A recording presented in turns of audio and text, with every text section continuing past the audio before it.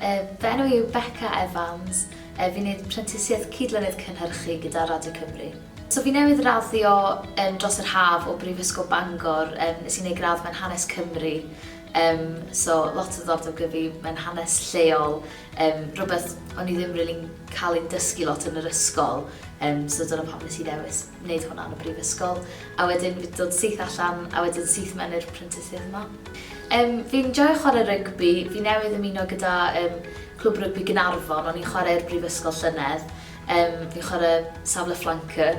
A fi hefyd yn chwarae'r cornet mewn bandiau pres.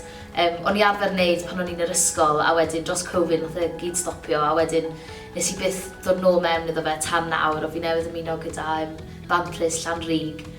So fi'n joio mynd i'r ymarferyn yna bob wythnos.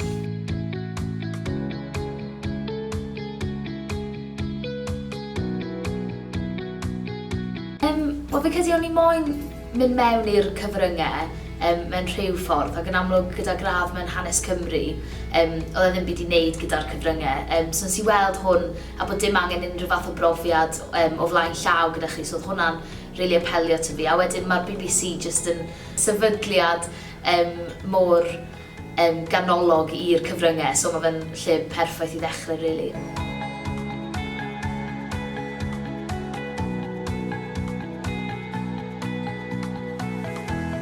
So fi wedi dechrau ar rhaglen Aled Hughes ar Radio Cymru, a fi wedi bod yn helpu mas fel rhyw fath o ymchwilydd, so fi wedi bod yn ymchwilio meddwl am straeon byse'n dda i siarad am ar y radio, wedyn ffeindio rhywun i siarad amdanyn nhw, cysylltu gyda'r cyfranwyr, trefnu sut maen nhw'n dod mewn, neu os maen nhw'n recordio adre, a yr logistics tu ôl y fath yna o beth. Fi'n rili joio siarad gyda cyfranwyr, a pan ti'n ffonio nhw lan ti roi rhyw fath o pre-interview iddyn nhw, a fi'n rili joio wneud y math yna o beth a cael siarad gyda gymaint o bobl amrywiol bob wythnos.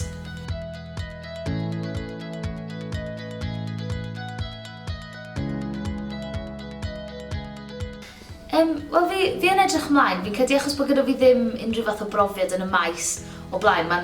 Mae'n comforting i wybod bod yna role ble ni'n mynd i gallu dod a dysgu a gofyn y cwestiynau a cael neb yn barnu ni bod ni ddim yn gwybod rai o'r pethau mwy specific am y maes.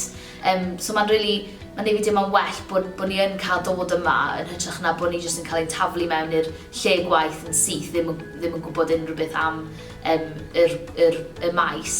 Ond hefyd mae'n neis i ddod yma a treulio amser gyda'r prentisiaid arall. Mae nhw i gyd wedi lleoli yn Gaerdydd a fi lan y Mangor, so mae fe'n gyfle neis i fi ddod a treulio amser gyda nhw hefyd.